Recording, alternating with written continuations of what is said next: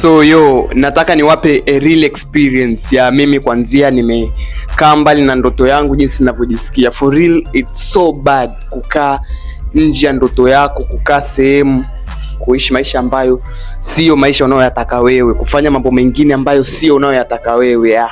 For real, inachosha afu inaboa. So kila mtu achukue nafasi yake, take your time. Kama wewe ni kijana ambaye ndo umemaliza labda shule, unataka kuingia kwenye ajira, take your time, jisome na ujielewe, then pick the thing ambao unatamani kweli kukifanya. Usifanye vitu kwa mazoea, usifanye vitu kama zamani, usifanye vitu kwa kufuata maneno ya watu au kwa kusikiliza sana watu wanasema nini.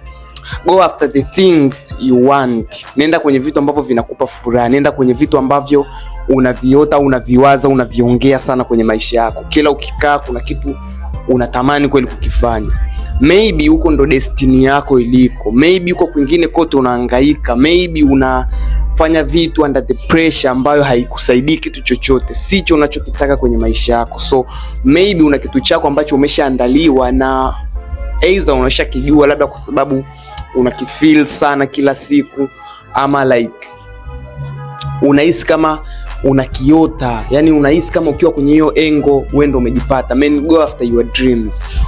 Usiache ndoto yako kwa sababu kuna siku utakuja kujutia. Kwa mfano mmoja mdogo tu, mimi nilivyokuwa mbali na kufanya hii podcasting, for real nilikuwa najisikia kama kuna kitu kina miss. Yani kuna namna nikijaribu kwenda mbele kurudi nyuma nafikia hapa. Yani naiona kabisa kwa nini hii engo mimi natakiwa ni manage na natakiwa nifanye kitu ambacho nataka kukifanya kwenye hichi kitu, au sio? So ndio maana niko hapa, kwa sababu nina imani kubwa na hapa, kwa sababu ninajiona I can do this more than, you know what I'm saying? So go after your dreams, kwa sababu sasa hivi ndio kipindi ambacho vijana wengi ya sasa wa rika langu ndio wanaingia kwenye makazi, wanaingia kwenye nini.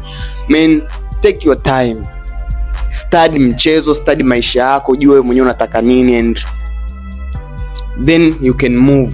Ukisha pick a thing, then you can move. Kama unahitaji ajira, you can move. Kama unaona kama ajira ni utumwa, tengeneza foundation zako mwenyewe, tengeneza misingi yako ambayo inaweza ikaje kukuinua baadaye ukaje ukawa financial independent, you know what I'm saying?